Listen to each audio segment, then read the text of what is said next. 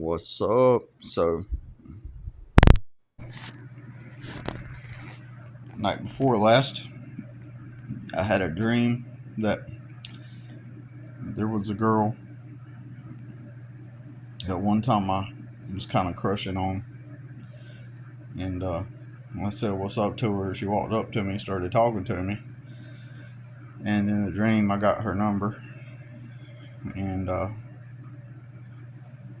so, anyways, in this dream, I was sitting with this guy, and he's on the phone with um, somebody I used to rent a room from. And the guy on the phone didn't know I was there. The guy I used to rent from did not know I was there, and he told the other guy that, yeah, he's like, I tried to talk to him and stuff. I tried to get back in touch with him, but he's on drugs and stuff too. Like he's no, he said he's an addict. Yeah, he's on drugs or something. Like he's an addict too. I'm like, what the heck? Because what happened is he kept trying to contact me after I left, after I stopped moving there. He wanted me to keep coming back up there and doing some yard work for him after I left. This is after I got custody of my son. This is like 5 years ago. And so, yeah, so this prompts me something I've been thinking about for some reason of how my living situation, what has always been my living situation, right? Well, I started living with my dad in a filthy trailer. All the kids had been taken into foster care. Four minors, four children. My mom had left us, but so there was my dad and four kids, um and uh and I didn't live there.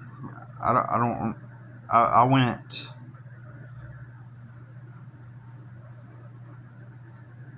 Yeah. I don't remember exactly how it went down exactly, but Dad was like always angry. Um, he didn't have money, and I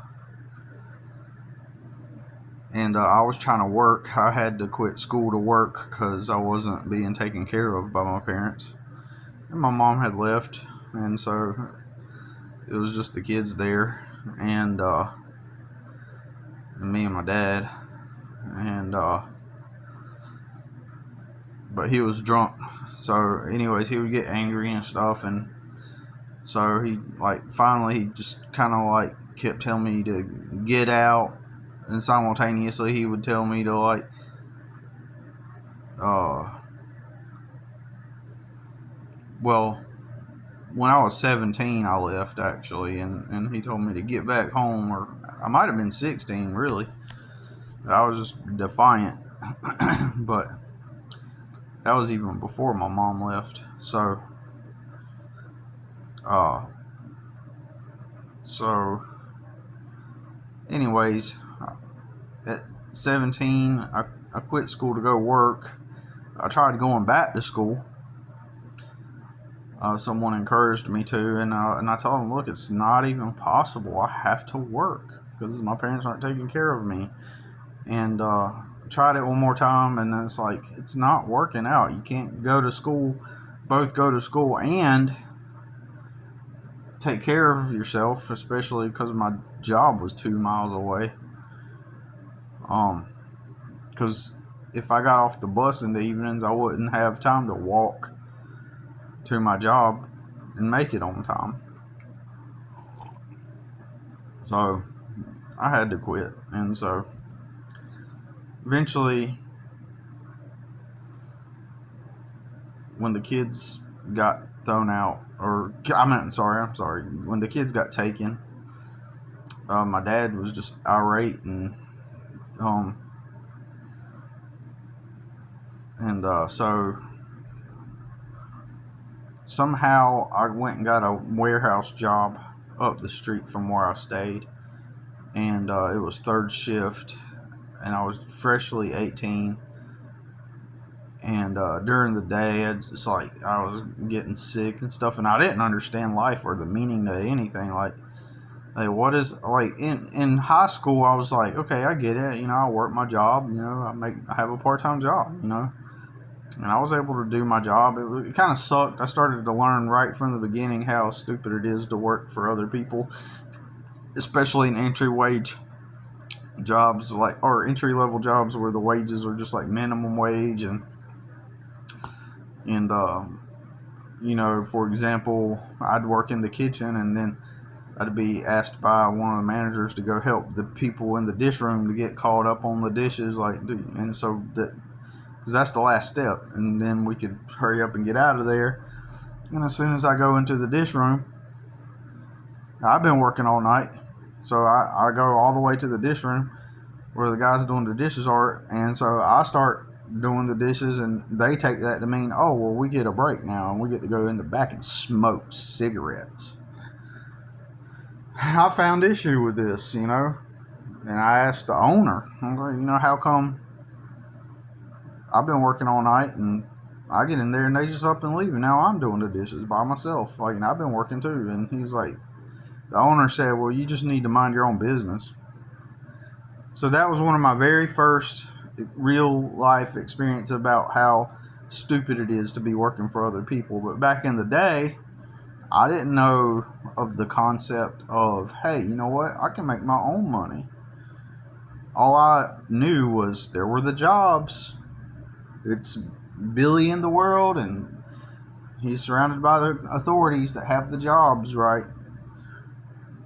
No concept of being self-employed at all. Like, didn't even cross my mind. I'm sure other people, their brains are wired in such a way where that organically comes to mind. It's like, and they say, you know, I'm going to do my own thing. But in my mind, I was so programmed that, like, you know, I'm just like, I'm in the world, and there's jobs, and then there's the famous people that get famous, and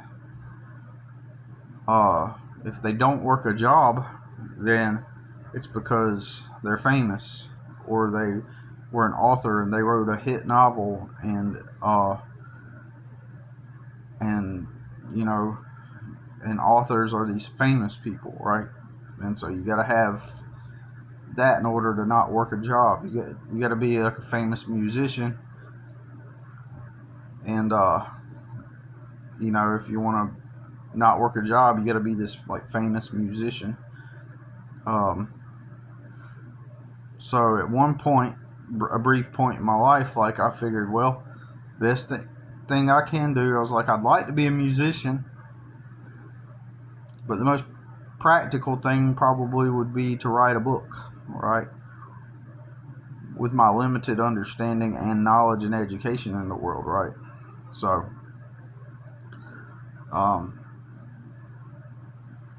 so in my spare time, I'd be writing.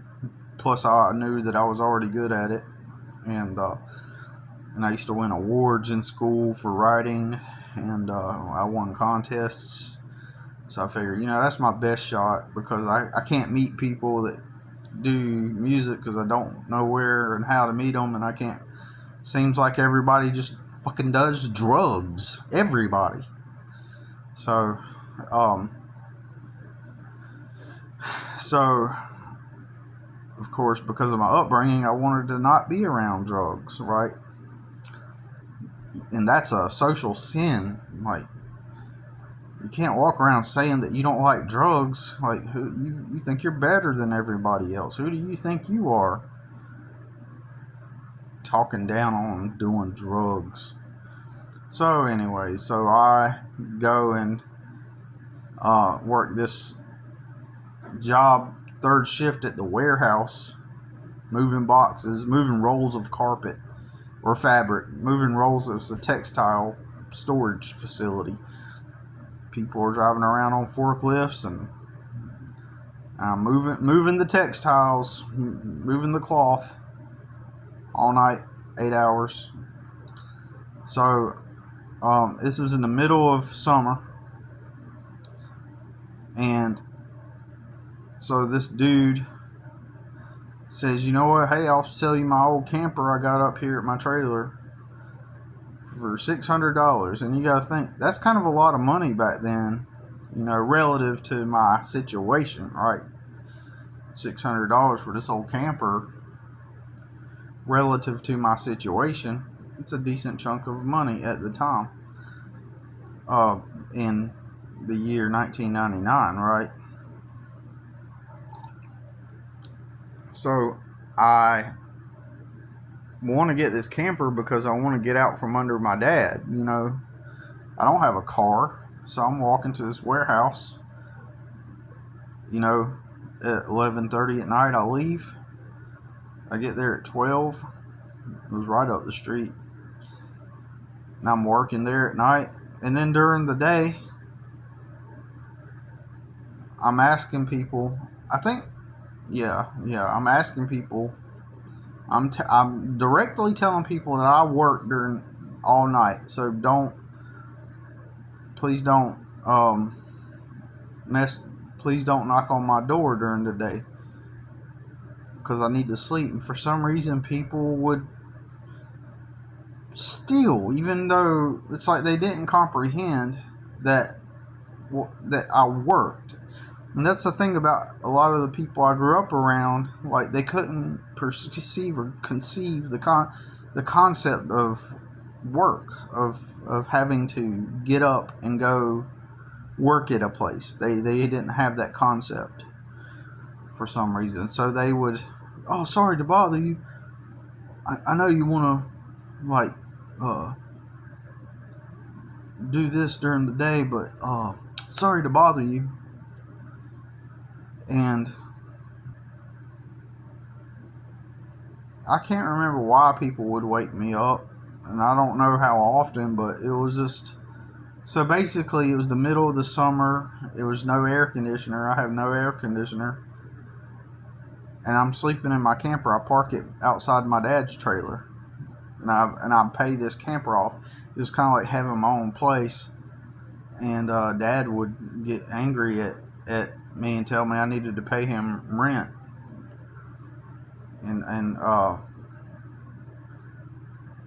But I was using literally virtually all my money to pay for this camper. So 6 weeks in the middle of the summer, hot summer, no AC. Like, during the day, I just couldn't sleep because of the intense heat.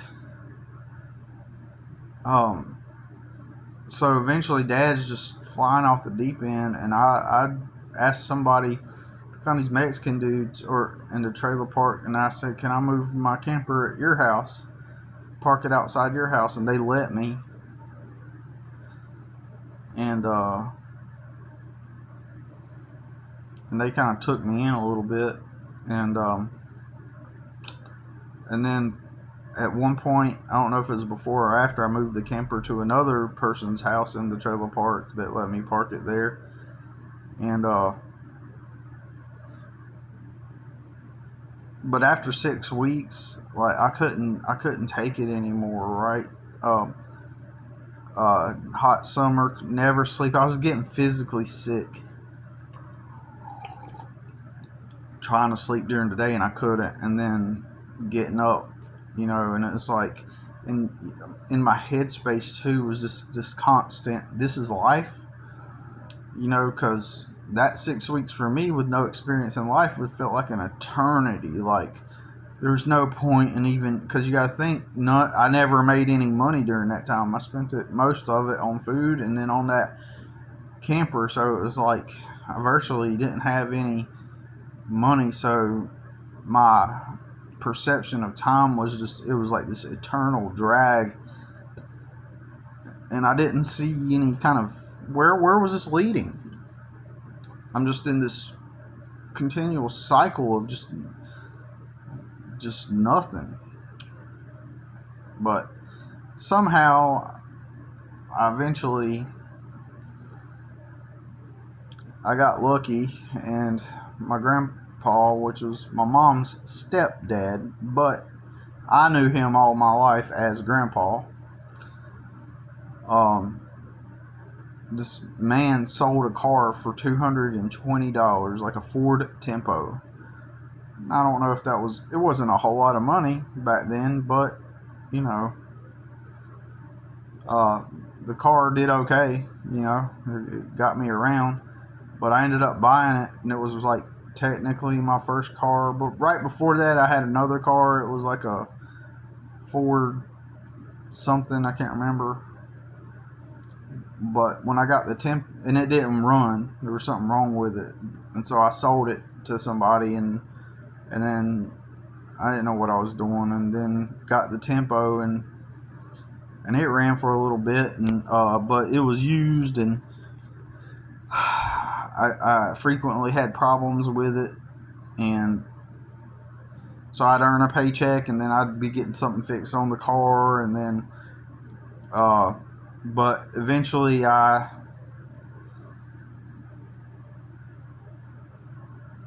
before I got that car, eventually I started to walk to Walmart, which was about a mile and a half from the house, and and I from and it was after that, from a couple of paychecks, I got the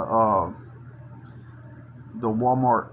I got the car after a few two or three paychecks from working at Walmart for after a few weeks, right? After a few weeks, then I got the car, and so I ended up working at Walmart for a total of 3 months. While I worked at Walmart, I looked for a, a better job, right? Better job. So I'd be no internet back then, to look for jobs. So there was only the newspaper to look for jobs, or you just walk into a place and ask them if they're hiring. So I find a tool store, and Walmart paid me $6.75 an hour, or no, $6.30 an hour actually.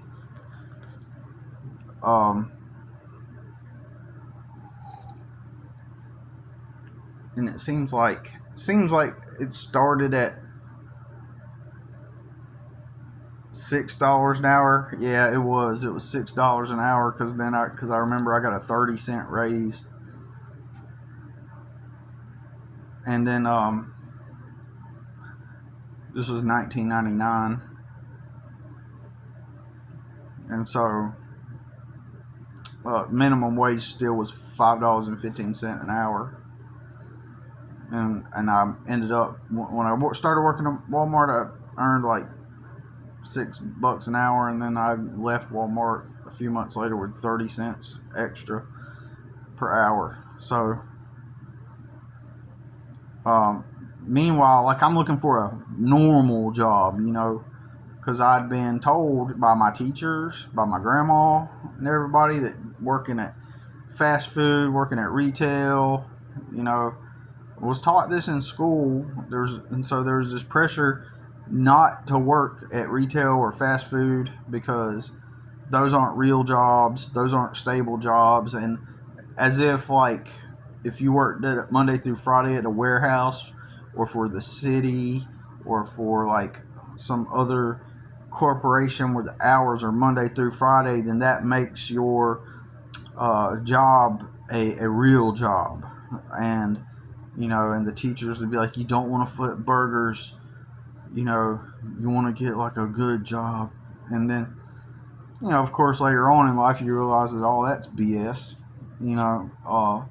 because frankly, just to be real, I mean, there are people that, like, I met a lady that manages a Pizza Hut, and she said it is, so far it's been her best job. She's the manager, and she's like, I'm doing the best I've ever done in my life, and she's content with that. You know what I mean? And of course, some people are wired that way.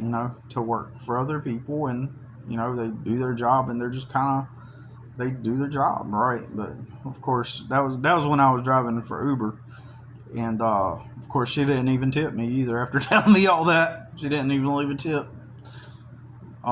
So funny. Um, but um, basically, my main point is it's all about, like, are you content? Are you content with yourself, your life, whatever? Is this good for you? That's what it all boils down to, really. Even though, like, I get on here and I preach about working for yourself and why are you working for other people, but as long as you're content. Of course, at the same time, people aren't taught about what reality actually is and how it really works. So that lady probably has no concept or of the idea of working for yourself. She has no concept of that, like, in her head. She just exists in the reality, and there's all the corporations or the authorities, and Pizza Hut is one of them. And she went and applied and put in her application, and now, as a result of working for one of the authorities, now she's a morally and ethically sound person for doing her part in the society, right? So everybody's ignorant. Most everybody are ignorant to how reality works. I got a video that I haven't uploaded yet, but I'm gonna upload it about that. But so, anyways, I go. I'm while I'm working at Walmart, I'm looking for a better job, and I find a tool store that's Monday through Friday. And so I start working at the tool store, and I tell Walmart I'm going to work there part-time hours. And I did that for like a week. And then I realized, like, in my head anyway, back then I was still 18 and not understanding math and money, and I thought, well, and then I found this man used to build cabinets behind his house. He had a cabinet shop. He converted part of it to an apartment. And so he rented it to me, $19.99 for $500 a month. And that's it. $500 a month, no additional bills like electric or water, just a flat $500 a month. It was 2 bedrooms. It came furnished with refrigerator, washer, dryer, stove, sofa, and even a bed. And it was a great deal. Now, eventually, I think if I had stayed there, then because I eventually had to leave, but if I had stayed there, there was a woman. This was an old man too, and some younger woman started dating him, and she started, like, ordering him around, so he became, like, subservient to her. This was kind of right as I was moving out, and I'm pretty sure that would have went to shit for me. You know what I mean? Like, I'm pretty sure that lady was trying to maneuver and move in on him and take advantage of him. So that probably would have ended up spilling over into my situation, because dysfunctional people and dysfunctional situations, that's the way it happens. But the reason why I left is because one day, because the job I had at the tool store was like a good 20-minute drive away. And one day on my ride home from work, I had quit Walmart by then. I thought the store is sufficient enough to pay my bills, and because I finally wanted to just live normal for once. I got my own place. I got a Monday through Friday job, but my car just stopped running on the way home from after work, and I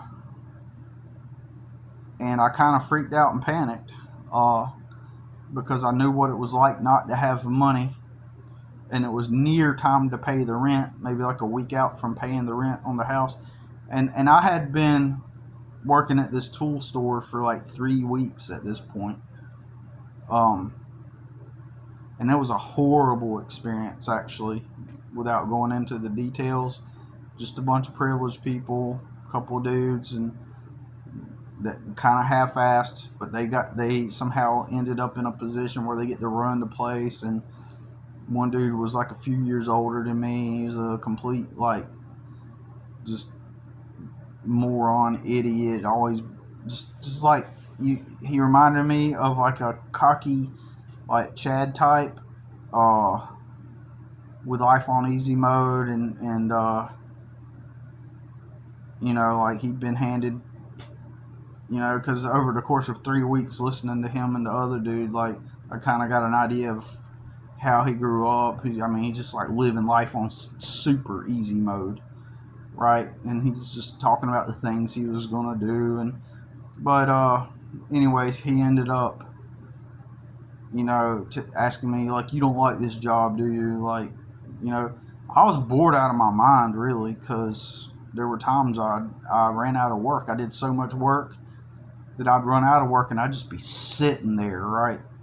But I was all anxious and nervous that, oh, if I'm not working, then I'm not doing it right, and so like I literally dusted the entire tool store, right? For example, like to try to, I didn't want to be seen as like not working, right? Uh, and I just figured that if I just did the right thing and just worked, then it couldn't be held against me that I was like insubordinate, or and I figured that the right people would eventually see my work ethic. That's hilarious.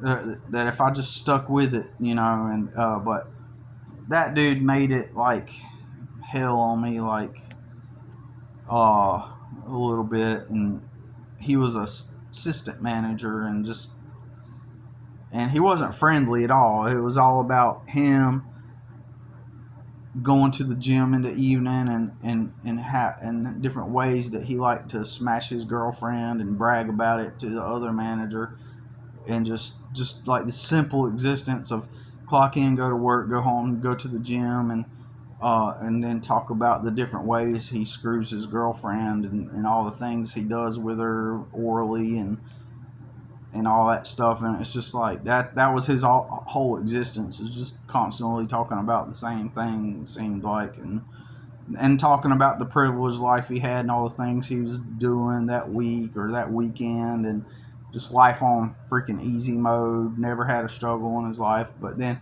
he was also just like an unsufferable person. Like he got off on like just being a punk, it seemed like. And um so when my car broke down, like I kind of freaked out, because I was like, oh, I do got a few $100s, that I'm saving for rent, but what if I can't get this car fixed, and what if I don't pay the rent?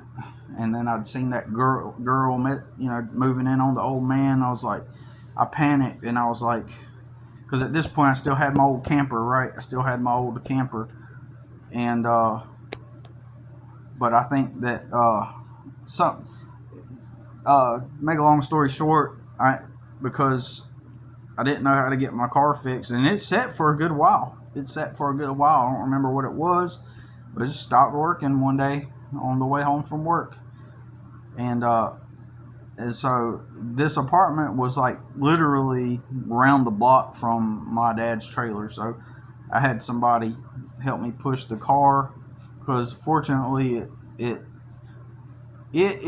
broke down about a mile away from there. And so I got some man from the trailer park who rolled his eyes and reluctantly assisted me, and got angry about it too. Assisted me in pushing the car with his truck. So he nudged it from the back until it rolled into the trailer park, and parked it at my dad's trailer. And then I said, well, I can't go to work.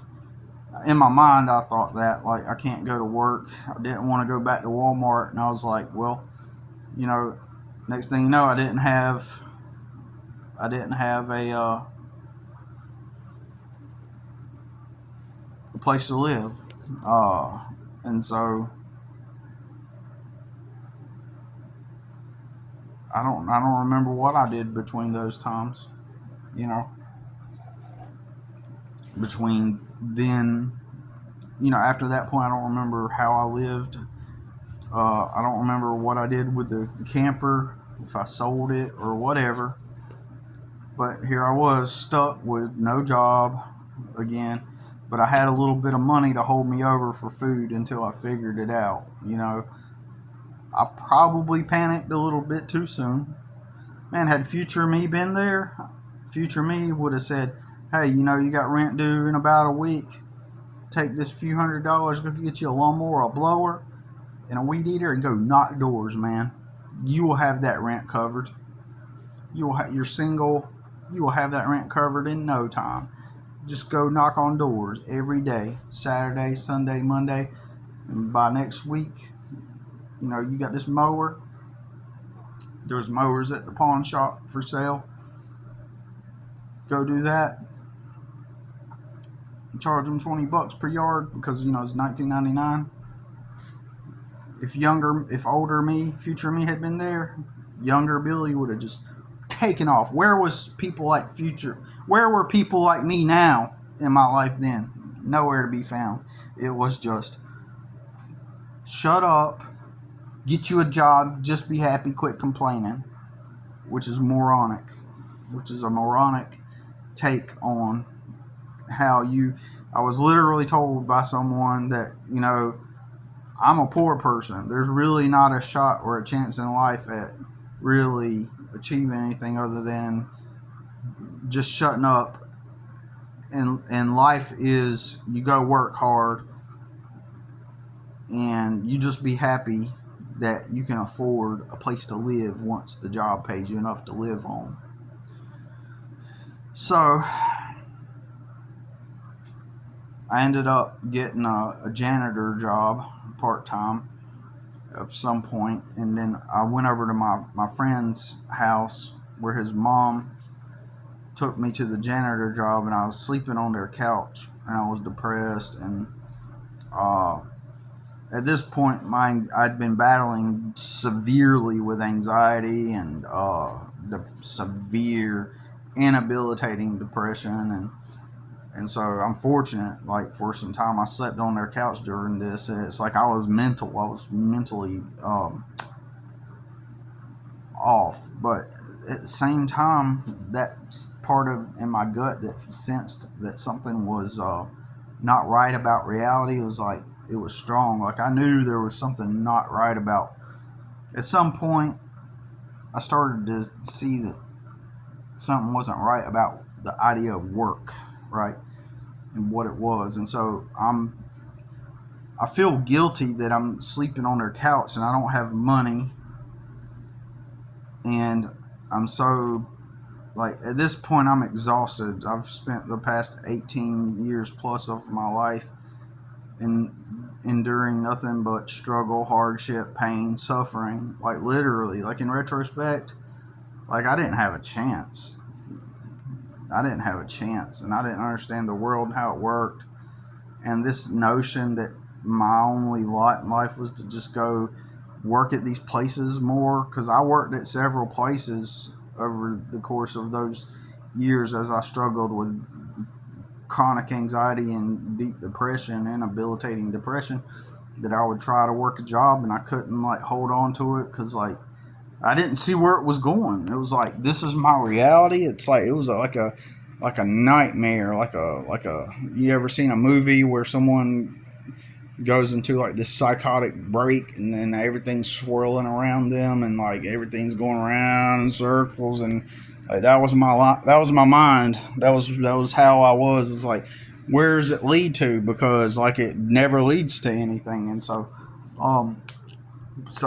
I took the janitor job because it was what it was offered to me. Like a friend knew a guy that had a cleaning business, and then I started to feel guilty about my friend's mom taking me to work there because she worked two jobs, and so eventually, I wasn't doing something right.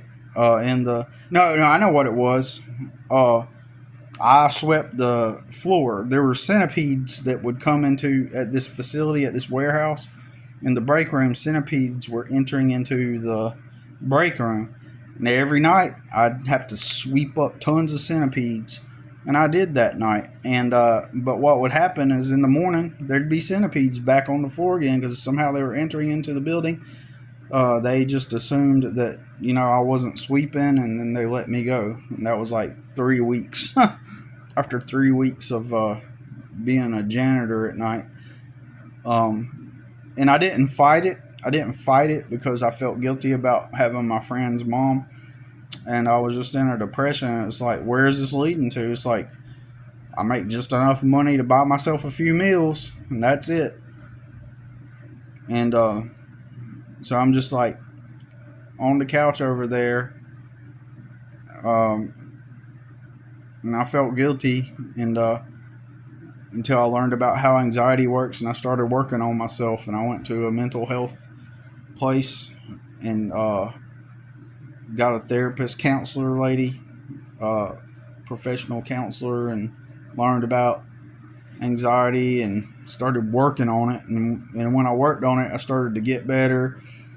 And so the Mexican guys that took me in before, right down the street, they had a house they rented at this point, because at first they were in the trailer park. Their new house was down the street, and they started asking them, I started hanging out over there, and somehow progressively they let me live there. And then they would pay me like $50. They were in a band, and they traveled, and they had a big box truck that they would use on occasion, and they would pay me $50 to drive the whole band on the weekends to their gig.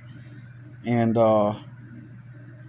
then I'd get to like stay there for a little bit for basically for free. And that's when I found another job at a toilet place, portable toilets, looking in the newspaper. And then my friend, fortunately, would drive me to work every morning until eventually I got a truck. And eventually the Mexican dudes, for a short time they stayed in the house, and but they moved to California to pursue their music goals. And so there I was without a place to live, because I saved up my money from that job at the toilets for porta toilets and got a truck. So this job paid like $8.50 an hour, I think. When I left there, I was making like $9 an hour a year later. I want to say it started out at $8 an hour, and this was like 2001. And when I left, I want to say that I was making $9 an hour.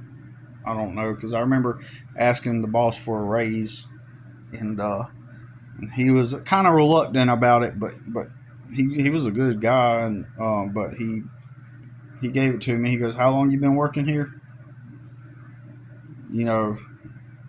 Like he did. And that was like the only. It wasn't even a bad thing, but it was like you could tell he didn't want to give up that extra 50 cents or extra dollar an hour or whatever it was, because I had been working there probably for 6 months maybe, or I don't remember, but I'd been working there for quite some time when I asked him. And so, but he was like, "How long you been working here?"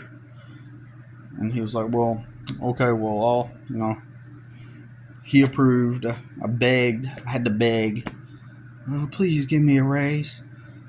But all my money went into getting a truck, basically, and food, and then eventually, oh yeah, that's right. I met a girl at a pizza place, got her number, and through her, she was a Mexican girl. Through her, I met these guys that were, and Oh yeah, that's right. Because I was dealing with my dad in the foster care situation. The kids had been taken into foster care, and eventually, here and there, I'd go back and stay with my dad. But he would have these drunks over, and they'd be smoking cigarettes and getting drunk and late at night, and I'd be like trying to sleep. And back then, like I worked, and he'd have these drunk people over there one time. This is when he eventually threw me out, right?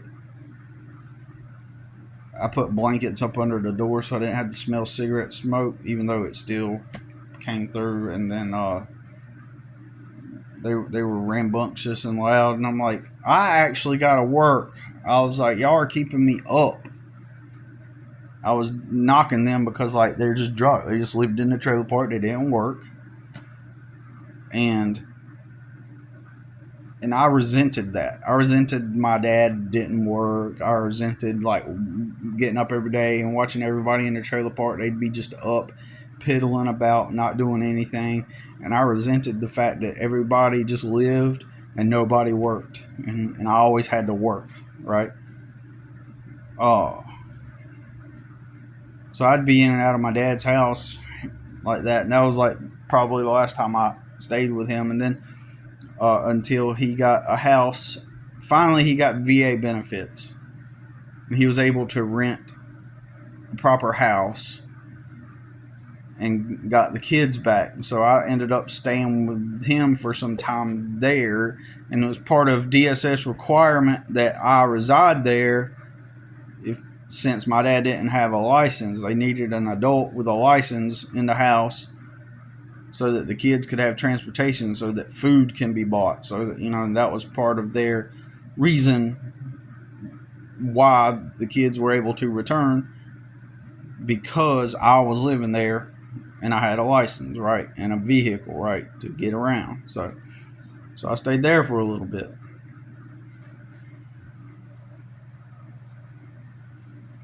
Until my dad was just being an ass, really.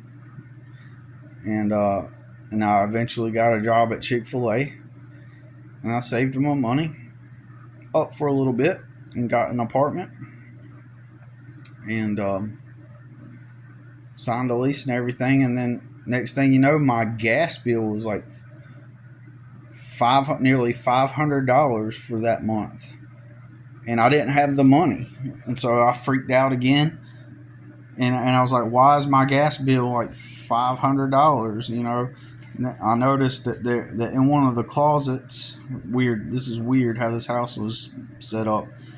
There was a piece of insulation tacked over a hole, so I just assumed all the heat was going out of that or something, and because it led to outside basically, or cold weather. Cold air, and I was unaware of it, and I didn't have the money. I wrote them a certified letter. I got some advice from an attorney or something, I can't remember, and I broke the lease, and I rightly broke the lease without suffering any consequences, and I left there because they refused to fix it. The property management company that I rented from, they refused to fix the thing, and I thought, well, I can't live here in the winter with a $500 gas bill every month, making $8.75 an hour at Chick-fil-A, right, in 2003, 2004, right. And there were times where I was just homeless, like living out of my truck, and then this and that. And then when Dad, so I did that for about maybe a year or something like that. But then Dad was like actually getting sick, and he slowly over time he was less of an asshole, and so I wanted to make sure that my siblings were okay. My mom was still gone, and so my sisters and brothers, they, my dad eventually died, and we lived in another house. He had purchased. Basically, it was a scam, but I couldn't talk my dad out of it.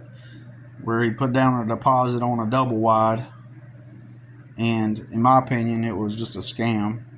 Uh, like I want to say it was like a rent to own thing. I don't think it was like a mortgage thing. I don't remember what it was, but it was like $3,000 a month in 2006. Um, or no, $1,700 a month in 2006. It was a $3,000 deposit, but Dad had it because he had the VA funds finally coming in, and I want to say it was like $1,700 a month, and it was 25 minutes away from town, out in the middle of near nowhere. And so when he died, he wanted that to be his home for his kids, right, when he died. But there was no practical way to keep that going, like to take 3 kids to school every day, and there was no way I was going to accomplish that. So I got rid of that place and went back into town and rented a place for like $700 a month back in 2006. $700 or $800 a month. I rented a 3-bedroom house. It was a 2-story house. It was 3 bedrooms. It was a really, really old house. So I rented that house, and while taking care of the kids, and I was alone virtually during all this time, and I became socially isolated because I was just working and taking care of the kids, and on top of that, everyone fighting me. My grandmother, everyone thought it was the right thing to do for me to let my mom come and live with us. And my grandmother fought me on this, told me that I shouldn't do this to my mother. Reality is they didn't want to have to take care of my mother, pretty much. That's all it boils down to, right? And so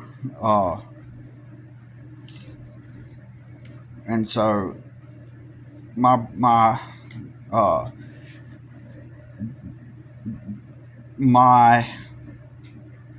what do you call those things, or animals, or that are, they serve no purpose? What do you call them? Like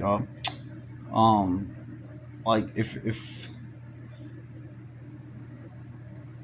but basically, anyways, my brother, who was 13 at the time, he was already a problem, and he tried to call my grandpa on me because I was just simply being normal, a normal parent figure. And he tried to call Grandpa. He figured if he called Grandpa, Grandpa would come over and put me in my place, but he didn't. He did not succeed at that. I wasn't doing anything wrong, right? I was just raising them and teaching them how to live normal. But my brother, he wanted to be defiant.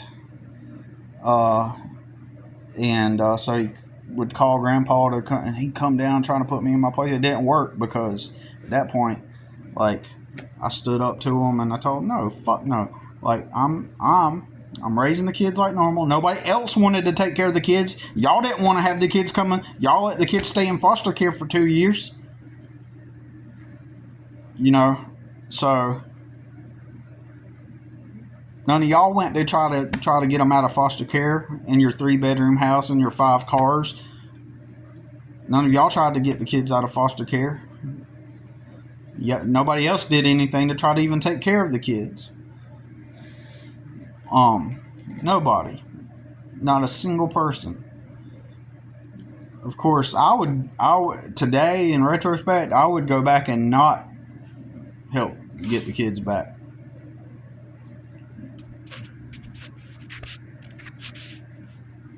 I would change and not go and help get them back, because in my opinion they would have been okay if my mom would have just gotten her widow check, because they were technically legally on paper still married. She would have just got her widow check and the kids went and lived with her. I would be doing well with my life today. I should have not taken care of them. I had good intentions, but it really, that's a huge reason why I've continued to struggle. It was due to that, wasting all those years on taking care of them. Because today, not only do they not care, uh, I've they've sat there and watched me go through legal troubles, homelessness, and honestly, like one of my brothers, I think he doesn't conceive or perceive that I sacrificed my whole life for him. One of them. My other brother knows that I did, but he pretends like it never happened and like I never. He omits me from family stories. Like on his profile, he writes things like, no adult tried to come and get us out of foster care. Like, so that's a deliberate tactic. He has deliberately attempted to omit me from the storyline. You know what I'm saying?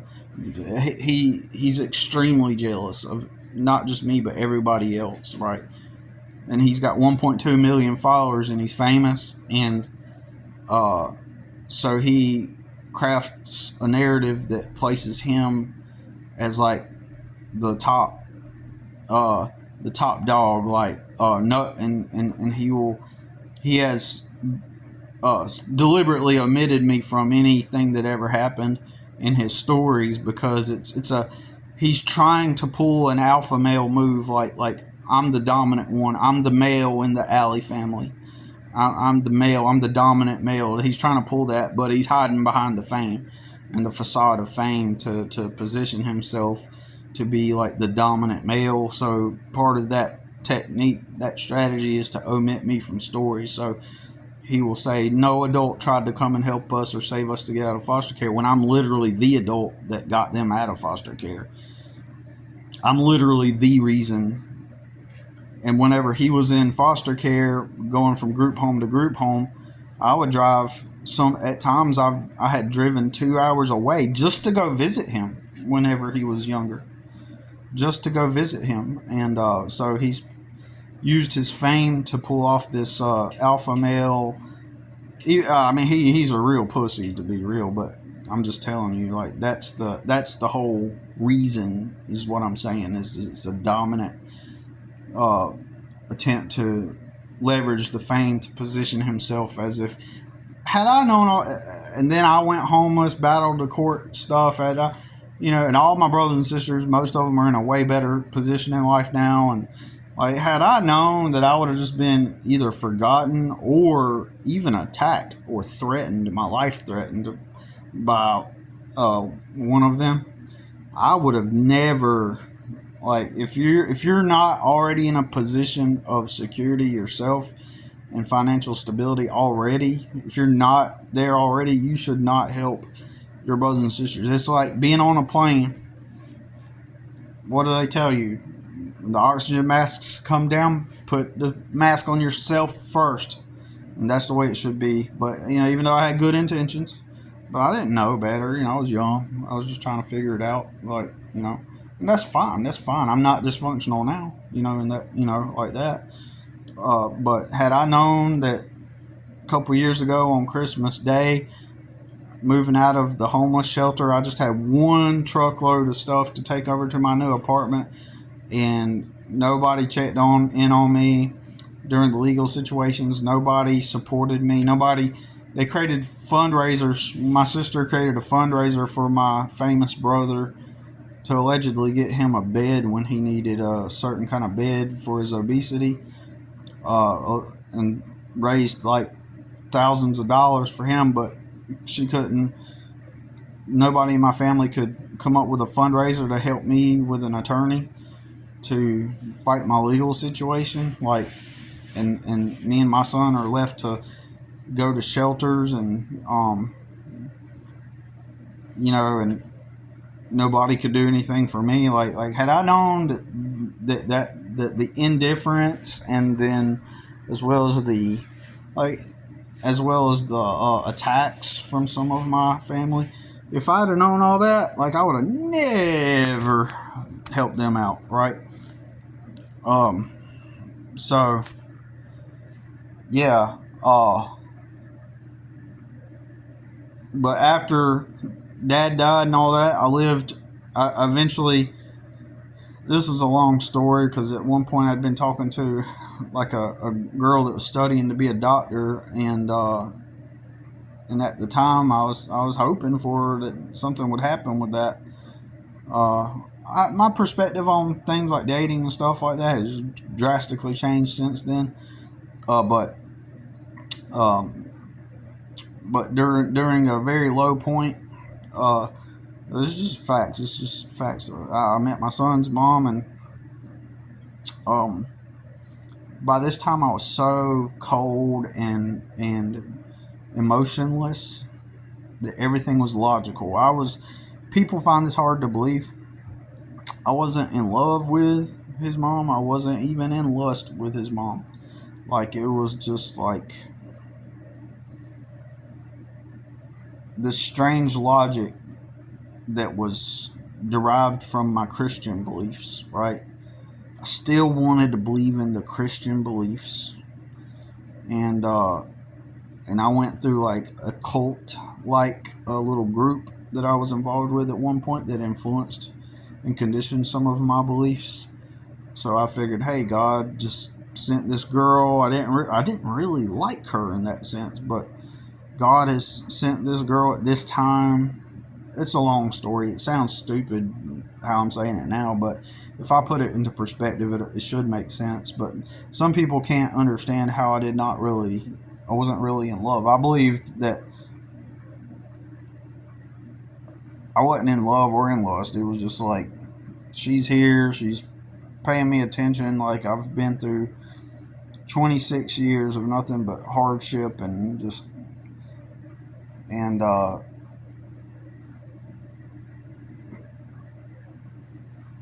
I went through a strange dip in my life, which opened the door for her to enter into my life, if that makes sense. And so all this was from logic, right? It's like, okay, yeah, I'll get with you. Started hanging out, and it's just like, I'll go into it on another video someday, but I'm telling you, it wasn't even emotional. People will say and have said that that's not true, that I actually liked her and I was into her and I was attracted to her, and then why did you get with her if you weren't even attracted to her? Like, it's just really hard. The mindset I was in, it's hard to explain. So stupid. But anyways, eventually I got with her, and because of the income that she brought in and the income I brought in from working, I was able to have like a place to live, like where I could get up every day and had a bed to sleep in for the first time in virtually all my life, for the most part. Like, actually sleeping in a bed and getting up and going to work. Some, in an ironic way, in a weird way, it was some sense of normalcy. Uh, Despite all the dysfunctional things that occurred after that. And then, so technically that's part one of how I lived, my living circumstances. But there's more to come. I have some crazy stories about different places I've lived after the separation from my son's mom and me. But I got to get my son up for class, so that's all for now. We'll revisit this topic soon. Thanks for listening.